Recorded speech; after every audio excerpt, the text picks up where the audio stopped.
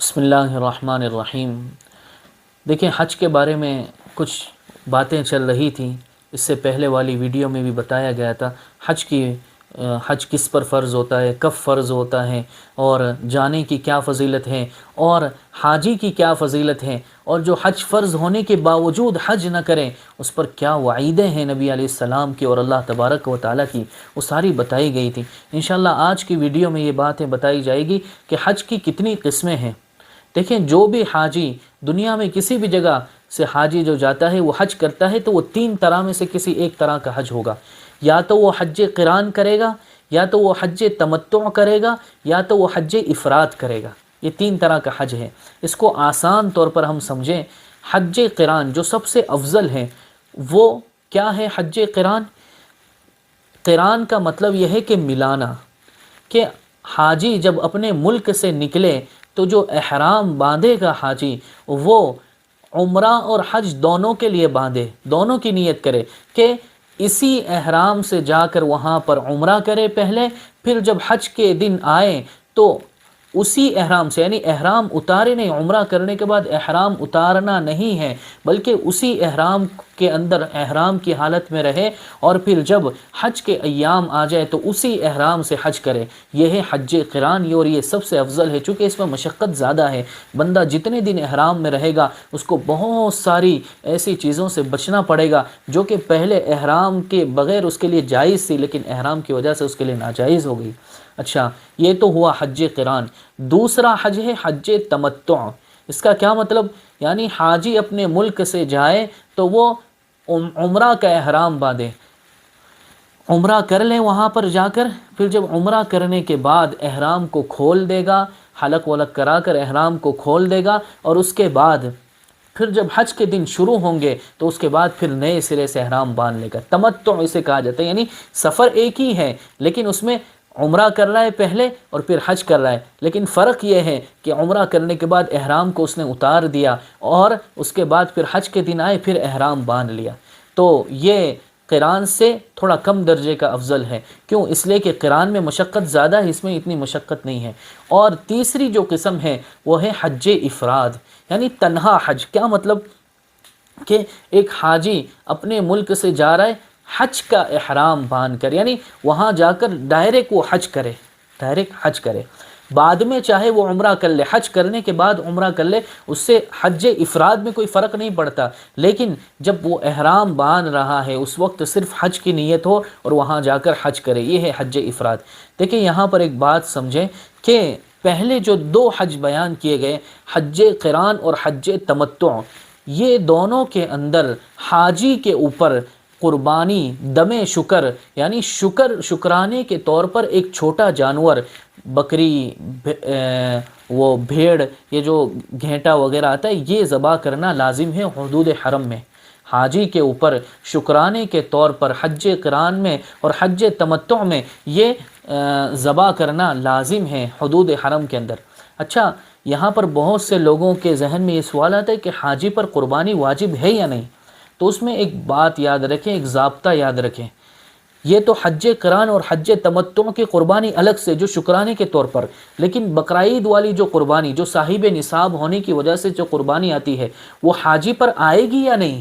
تو اس میں یہ یاد رکھیں، ایک ضابطہ ہے، قانون ہے کہ 8 ذی الحجہ سے پہلے، 8 ذی الحجہ کے وقت حاجی مکہ مکرمہ میں اتنے دن پہلے آ گیا کہ 8 ذی الحجہ کے دن اسے 15 دن ہو چکے ہیں، 8 ذی الحجہ سے پہلے اسے 15 دن مکمل ہو چکے ہیں، تو اب یہ حاجی جو ہے یہ مکہ مکرمہ کا رہنے والا شمار ہوگا، مقیم یعنی مکہ مکرمہ کا رہنے والا شمار ہوگا شریعت کی نگاہ میں۔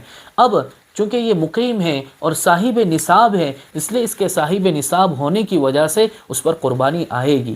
یہ قربانی بقرعید کی قربانی ہے۔ اگر یہ حاجی حج قران یا حج تمتع کرتا ہے تو وہ الگ سے جانور ذبح کرنا ہے، مطلب ایسے حاجی پر 2 قربانی آ جائے گی، سمجھے؟ ایسے حاجی پر 2 قربانی ایک ساتھ آئے گی۔ اچھا اگر حاجی مکہ مکرمہ میں اتنے پہلے نہیں پہنچا ہے بلکہ بعد میں پہنچا ہے کہ اس کو 15 دن نہیں ہوئے، اس سے کم ہوئے ہیں، 10 دن ہوئے ہیں، اس سے کم ہوئے ہیں، تو پھر ایسی صورت میں حاجی پر مسافر ہونے کی وجہ سے قربانی لازم نہیں ہوگی، چونکہ حاجی مسافر ہے اور مسافر پر قربانی بقرعید والی قربانی نہیں آتی۔ ہاں اگر وہ حج تمتع یا حج قران کر رہا ہے تو شکرانے کے طور پر جو قربانی وہ تو آئے گی، لیکن یہ جو بقرعید والی وہ قربانی نہیں آئے گی۔ البتہ اگر حاجی اپنی طرف سے کرنا چاہے تو بہت افضل ہے۔ تو یہ 3 قسمیں حج کے ہو گئی، حج قران، حج تمتع اور حج افراد۔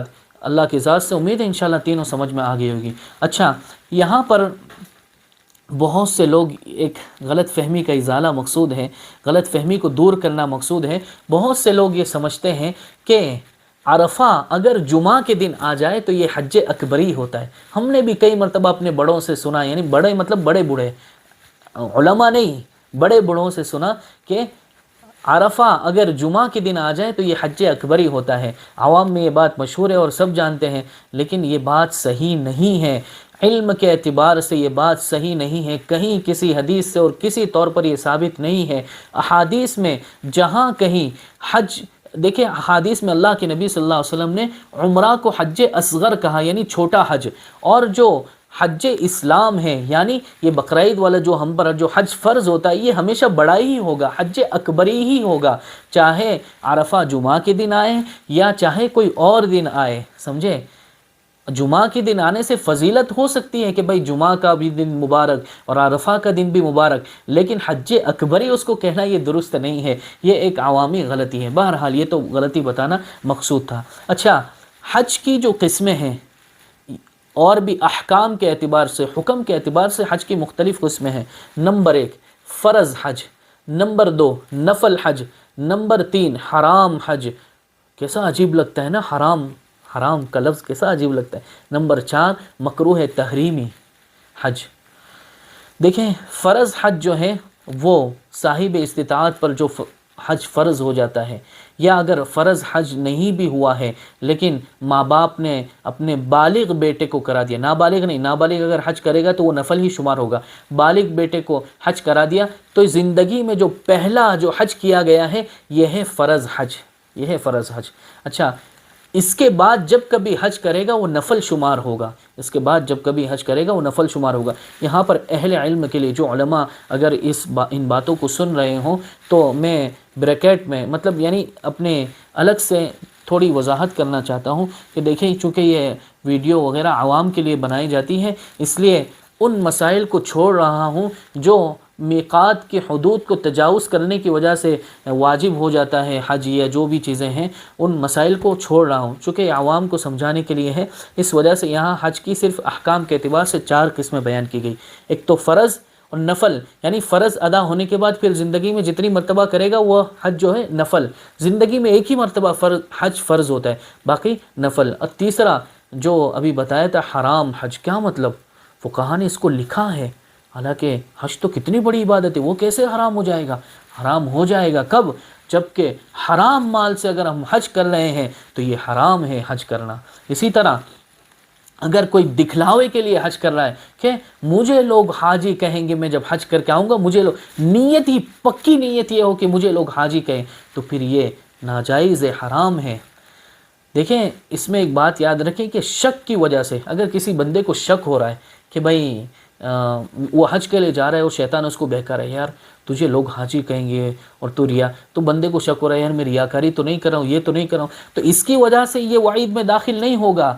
یہ تو اس بندے کے بارے میں جو پختہ پکی جس کی نیت ہو کہ بس میں تو اسی لیے جا رہا ہوں کہ لوگ مجھے حاجی کہیں، تو پھر یہ حج اس کے لیے حرام ہے، اگرچہ اس کا فرض ادا ہو جائے گا لیکن حکم کے اعتبار سے یہ حج حرام شمار ہوگا۔ اچھا مکروہ تحریمی حج مکروہ تحریمی، یہ کون سا حج ہے جو حرام سے قریب ہے؟ یہ کون سا ہے کہ بھائی والدین جو بوڑھے ہیں، خدمت کے محتاج ہیں، ان کی کوئی خدمت کرنے والا نہیں ہے، دوسرا بیٹا بھی نہیں ہے، کوئی خدمت کرنے والا نہیں ہے، اور یہ بیٹا ان کی اجازت کے بغیر، وہ منع کر رہے ہیں پھر بھی ان کی اجازت کے بغیر اپنے حج کو ادا کرنے کے لیے جا رہا ہے، تو یہ حج جو ہے مکروہ تحریمی ہے۔